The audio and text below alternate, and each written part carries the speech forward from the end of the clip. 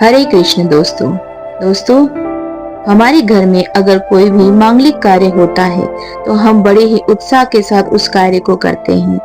परिवार का पूरा सदस्य उस कार्य को करने के लिए जुट जाता है और उसे सफल पूर्वक पूर्ण करता है।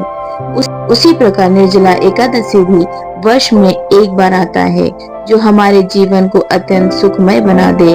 ऐसे कुछ कार्य करते हैं इस निर्जला एकादशी में। एकादशी मनुष्य के जीवन में हर्ष, उल्लास, उन्नति, तरक्की और उन्हें वैभव प्रदान करती है। एकादशी में हमें क्या करना चाहिए और क्या नहीं, आइए उसे जानते हैं। श्री विष्णु या श्री कृष्ण की शुद्ध भक्ति करके हमें निर्जला एकादशी को आरंभ करना चाहिए। यह तो सभी जानते हैं कि निर्जला एकादशी वर्ष में एक बार आता है और यह व्रत अगर एकादशी के 12 एकादशी वर्ष का ना कर सके, परंतु एक एकादशी जो निर्जला एकादशी और पांडव एकादशी कहा जाता है वह रख ले तो जीवन के सारे एकादशियों का फल उसे इस एकादशी में ही मिल जाता है। निर्जला एकादशी बहुत ही महत्वपूर्ण एकादशी होती है, इसलिए सबसे पहले और अत्यंत आवश्यक कार्य जो हमें निर्जला एकादशी के दिन करना चाहिए वह यह है कि हमें भगवान श्री कृष्ण को प्रसन्न करने के लिए और अपने ओर आकर्षित करने के लिए दिन भर एक महामंत्र का जाप करना चाहिए। वह महामंत्र है हरे कृष्ण कृष्ण कृष्ण हरे हरे, हरे राम राम राम हरे हरे। यह महामंत्र का जाप करना और यह भी अधिक से अधिक संख्याओं में, क्योंकि भगवान श्री कृष्ण को अति प्रिय है राधा रानी और राधा रानी को अति प्रिय है भगवान श्री कृष्ण। इसलिए निर्जला एकादशी के दिन भगवान श्री कृष्ण का नाम या राधा रानी का नाम दिन भर लेना चाहिए, क्योंकि श्री कृष्ण के हृदय में राधा रानी बसती हैं और राधा रानी के हृदय में श्री कृष्ण बसते हैं। हरे कृष्ण का मतलब है, हरे का मतलब राधा रानी और कृष्ण का मतलब श्री हरि। इसलिए हमें दिन भर में जितना हो सके इस महा मंत्र का जाप करना चाहिए। एकादशी के दिन हमें श्री कृष्ण भगवान की बाल लीलाओं का भी श्रवण करना चाहिए, क्योंकि इस कलयुग में हमारे जीवन में जितने राक्षस हैं इस कलयुग में विराजमान हैं। बाल लीलाओं में जितने भी राक्षसों को मारा है वह आसुरी प्रवृत्ति इस कलयुग में हर एक मनुष्य के अंदर विराजमान है। इसलिए हमें निर्जला एकादशी के दिन श्री कृष्ण की बाल लीलाओं का वर्णन करना चाहिए। जितना हो सके उनकी बाल लीलाओं को पढ़े और सुनना चाहिए। एकादशी वाले दिन रामायण, भागवत, महाभारत या कोई भी पुरानी पाठ का पठन करें। इससे आपके जीवन में हर्ष उल्लास रहेगा और निर्जला एकादशी के दिन आपका मन निर्मल रहेगा। एकादशी के दिन तुलसी देवी की सेवा और पूजा अवश्य करें। कहते हैं एकादशी वाले दिन तुलसी को छूना नहीं चाहिए, तुलसी माता की सेवा नहीं करना चाहिए, परंतु ये गलत धारणा है। एकादशी वाले दिन इतनी भीषण गर्मी में भी माता तुलसी को जल अवश्य अर्पण करें। कहते हैं माता तुलसी उस दिन निर्जला एकादशी रखती है। एकादशी वाले दिन तुलसी को जितना जरूरत हो उतना जल अवश्य प्रदान करें। उनके समक्ष एक घी का दीपक जलाएं, पुष्प अर्पित करें और उन्हें धूप दीप नैवेद्य दें। इससे माता तुलसी आप पर प्रसन्न होंगी और आपके सारे रुके कार्य को पूर्ण करेंगी। एकादशी वाले दिन हमें निर्जला एकादशी जहाँ तक हो सके दिन भर में करना चाहिए। जल ना पीकर आप दूध का सेवन कर सकते हैं।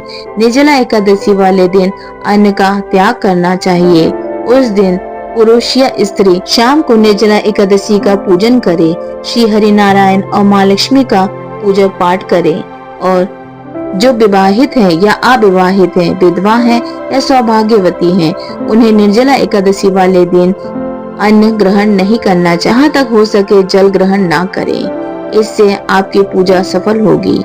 अगर आप बीमार हैं या फिर आप प्रेग्नेंट हैं तो निर्जला एकादशी वाले दिन आप जल ग्रहण कर सकते हैं। नमक का ग्रहण ना करें। नमक ग्रहण करने से निर्जला एकादशी का फल नहीं मिलता है। एकादशी व्रत कथा पढ़ें, इससे आपकी एकादशी अवश्य पूर्ण होती है। निर्जला एकादशी में हमें वह कौन कौन से कार्य नहीं करना चाहिए अब मैं आपको वह बताती हूँ। निर्जला एकादशी के दिन हमें किसी के साथ भी अभद्र व्यवहार नहीं करना चाहिए। निर्जला एकादशी वाले दिन हमें अभद्र शब्दों का प्रयोग नहीं करना चाहिए, बुरा नहीं बोलना चाहिए, किसी के प्रति गलत चिंतन नहीं करना चाहिए, किसी की निंदा नहीं करनी चाहिए, किसी के ऊपर क्रोध नहीं करना चाहिए, किसी की भी चुगली ना करे और ना ही झूठ बोले। यह सब करने से आपका निर्जला एकादशी पूर्ण नहीं होगा। जब आप अपने मन और वाणी को पूरे दिन भगवान श्री कृष्ण को सेवा में लगा कर रखेंगे, यानी वाणी में उसके भगवान का नाम लेते रहेंगे और मंत्रों का जाप करते रहेंगे और उनके पाठकों का स्मरण करते रहेंगे, तो यह निर्जला एकादशी आपका यथार्थ पूर्वक श्री हरे कृष्ण पूर्ण करेंगे। निर्जला एकादशी वाला दिन पारण। जी हाँ दोस्तों, बहुत सारे लोगों को नहीं पता कि निर्जला एकादशी का पारण कैसे करना चाहिए। निर्जला एकादशी का पारण जिस समय में होता है उसी समय में हमें पारण करना चाहिए। अगर पारण आपने दूसरे दिन सही समय पर नहीं किया तो वह एकादशी पूर्ण नहीं होता है। इसलिए हो सके तो निर्जला एकादशी वाले दिन जब आप पारण करें तो दान अवश्य करें। दान करने से आपकी निर्जला एकादशी अवश्य पूर्ण होती है। श्री कृष्ण आपकी मनोकामना अवश्य पूर्ण करते हैं और वह आप भक्ति से भी अत्यंत प्रसन्न होते हैं। अपने कमाए हुए धन का 10% किसी भी दान में देना चाहिए। दान भी हमें ऐसी जगह पर देना चाहिए जहाँ वह धर्म के योग्य काम आ सके। ये नहीं कि हमने किसी को भी दान देना चाहिए। कुछ निम्न वस्तुओं को जो है हमें उस दिन त्याग देना चाहिए, जैसे हमें दूसरों की निंदा, चुगली, चोरी, हिंसा, क्रोध नहीं करना चाहिए। एकादशी वाले दिन हमें इन सभी चीजों का त्याग करना चाहिए। व्यर्थ की बातें भी नहीं करना चाहिए। हमें मनोरंजन के लिए टीवी या मोबाइल भी नहीं देखना चाहिए। एकादशी वाले दिन अगर हम ये सब कार्य करते हैं तो हमारा व्रत सफल नहीं हो पाता। और विशेषकर एक कार्य बहुत महत्वपूर्ण है, एकादशी से पहले और एकादशी के बाद ये 3 दिन जो होते हैं इसमें ब्रह्मचर्य का पालन करें। एकादशी का व्रत रखने वाले हर एक व्यक्ति को ब्रह्मचर्य का पालन करना चाहिए।